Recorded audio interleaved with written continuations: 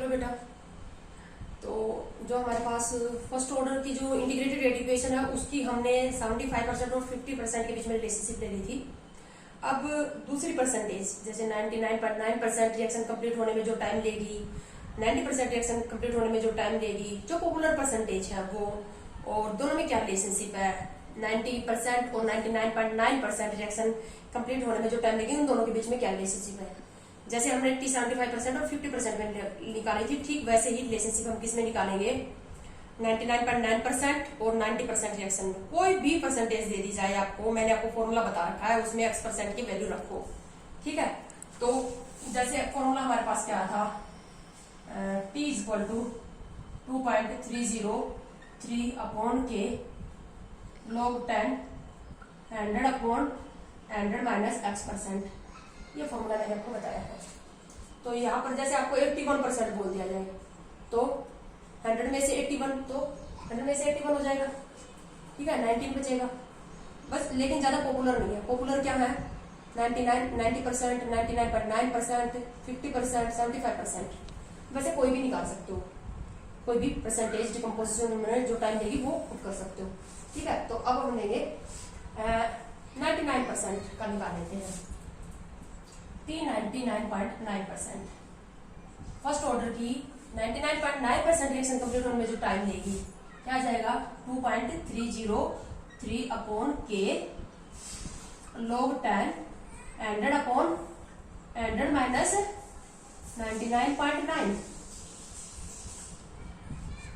अगर यहाँ C note लेते तो C note minus 0.1 of C note, ठीक है ना।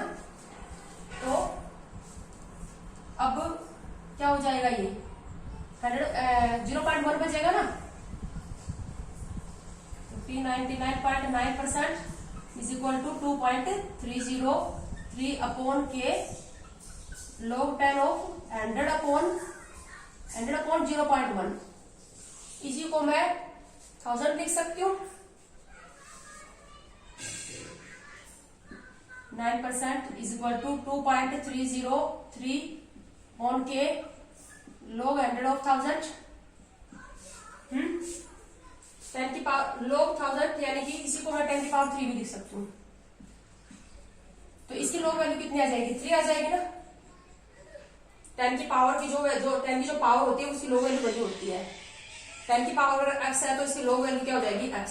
तो क्या आ जाएगी ये कि 99.9% इज इक्वल टू 2.303 अपॉन के, इसकी log की वैल्यू कितनी आ जाएगी, इंटू 3, ये आ जाएगी। अब बहुत पॉपुलर है फर्स्ट ऑर्डर की t 50% और t 99.9% रिएक्शन कंप्लीट होने में क्या रिलेशनशिप है। जैसे तुम्हें t हाफ दे देंगे, 99.9% का टाइम पूछ लेंगे, हमें ऐसा लग रहा है कि 99.9% का मतलब लगभग कंप्लीट ही होगी, तो हमें ऐसे लगेगा कि 50% कंप्लीट होने में जैसे 10 सेकंड ले रही है तो 100% होने में 20 लेगी, बट ऐसा नहीं है। क्या रिलेशनशिप है वो हम देख लेते हैं। t 50% में बहुत बार निकाल चुकी हूँ, डायरेक्ट लिख रही हूँ फॉर्मूला। t 50% निकालने का फॉर्मूला क्या था, 2.303 अपॉन के, यहाँ पर हमारे पास आ गया था log 2, तो log 2 को हम क्या लिख सकते हैं, log 2 की वैल्यू कितनी आई थी, 0.3010 आ गई थी। t 50% 0.3010 आ गई थी, ठीक है। अब इन दोनों में रिलेशनशिप देख लो, ये जो है 0.3010 का 10 टाइम्स है ना 3, इसको 10 से मल्टीप्लाई करोगे तो ये आ जाएगा। तो रिलेशनशिप क्या आ गई कि 99.9% is equal to 10t 50%।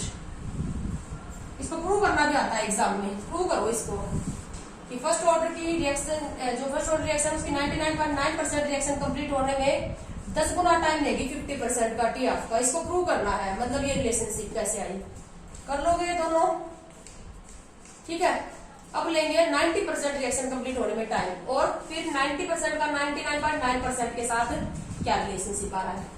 90% reaction complete होने में क्या टाइम देगी, तो t 90% क्या हो जाएगा, 2.303 upon k log 10 of 100 upon 100 minus 90% decompose हो गई, कितनी बच गई 10। तो t 90% is equal to 2.303 upon k log 10 of 100/10। 100/10 को मैं क्या लिख सकती हूँ, log 10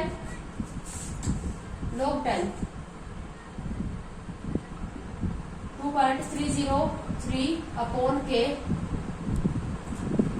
log 10 1 होता है। वैसे log 10 क्या होता है, 1 होता है। तो क्या आ जाएगा ये T90% is equal to 2.303 upon के हो जाएगा।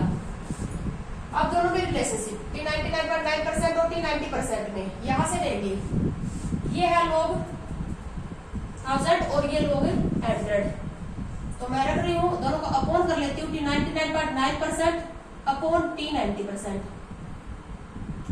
ये हमारे पास क्या है, log 1000 और ये हमारे पास है log 10।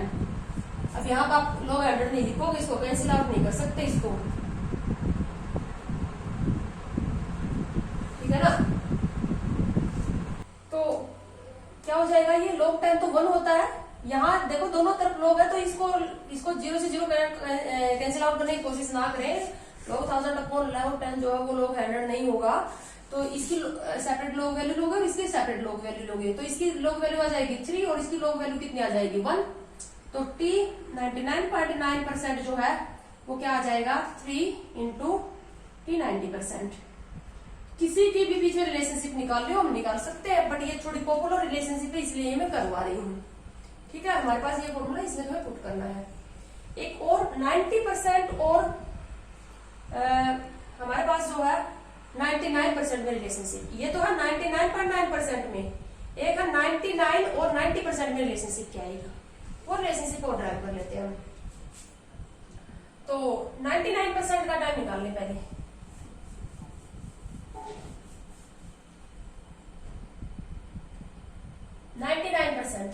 अब 99% कंज्यूम हो चुकी है, तो यहाँ पर क्या होगा 99 पुट कर दो, बहुत इजी है ये। क्या हो जाएगा ये 1, तो 2.303 अपॉन के log 10, ये 1 है तो log 10 ऑफ 100 यानी कि 10 की पावर 2। तो log 10 ऑफ 100 की वैल्यू क्या हो जाएगी 2 वैल्यू आ जाएगी ना इसकी, 2.303 अपॉन के इंटू 2 आ जाएगी, ठीक है। इसी को हम क्या लिख सकते हैं log 10 ऑफ 10 की पावर 2, तो log 10 ऑफ 10 की पावर 2 की log वैल्यू कितनी आ जाएगी 2। और 90% हमारे पास ये आ चुकी है log 10 क्या होता है 1 होता है। क्या रिलेशनशिप आ रही है दोनों के बीच में, ये देख लो।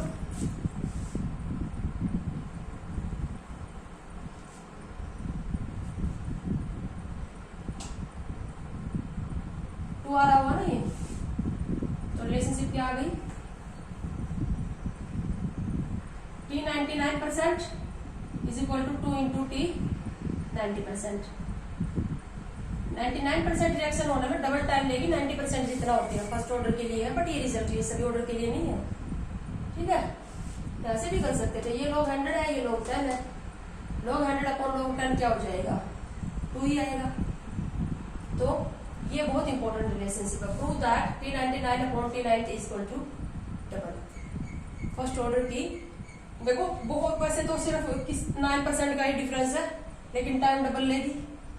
90% जैसे होने में अगर एक्स्ट्रा टाइम ले रही है, सेकंड दे रही है, तो इसमें 2 सेकंड लेगी, इसमें 10 सेकंड ले रही है तो इसमें 20 सेकंड लेगी। तो फर्स्ट ऑर्डर के रिजल्ट हम ये निकाल रहे हैं। तो किसी भी परसेंटेज के बीच में रिलेशनशिप क्या आ रही है, ये हमने यहाँ पर निकालना सीखा। अब उसके बाद हमारे पास क्या है average life.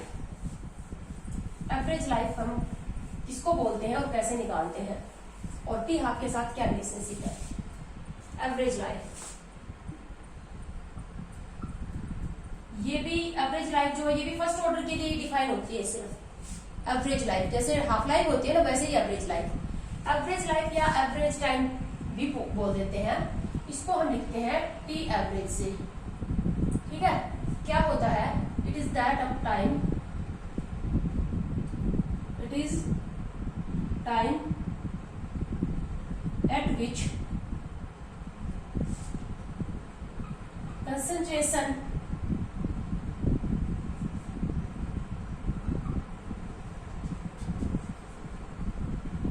concentration of reactant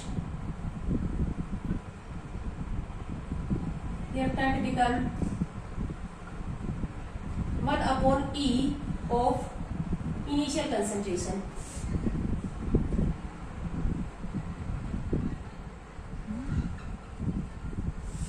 जैसे कि अगर हमने इनिशियल कंसंट्रेशन सी नोट ले रखी है तो वो टाइम जहां पर सी टी क्या हो जाएगा, सी नोट अपॉन ई हो जाएगा, उस टाइम को हम क्या कहेंगे, टी एवरेज। वो टाइम जहां पर जो रिएक्टेंट की जो कंसंट्रेशन है वो इनिशियल कंसंट्रेशन का 1/E हो जाए। It is the time at which the concentration of reactant become 1/E of the initial concentration. Initial concentration का 1/E हो जाए।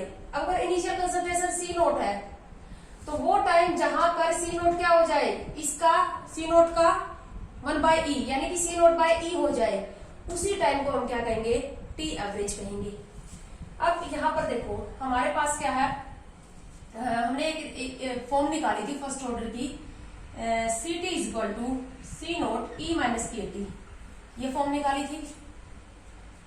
तो सी टी को मैं पुट कर दूं सी नोट बाय ई, सी नोट बाय ई, तो सी नोट ई माइनस, तो इस टाइम को मैं क्या पुट कर दूं, टी एवरेज पुट कर दूं, क्योंकि अगर मैं सी टी को सी नोट बाय ई लूंगी तो उस टाइम को मैं टी एवरेज लूंगी, तो इस टाइम को मैंने क्या पुट कर दिया, टी एवरेज। तो सी टी को मैंने क्या पुट कर दिया, सी नोट बाय ई, तो जहां पर सी टी क्या है, सी नोट बाय ई, वो टाइम ही क्या करेगा, टी एवरेज, तो मैंने यहां पर पुट कर दिया टी एवरेज।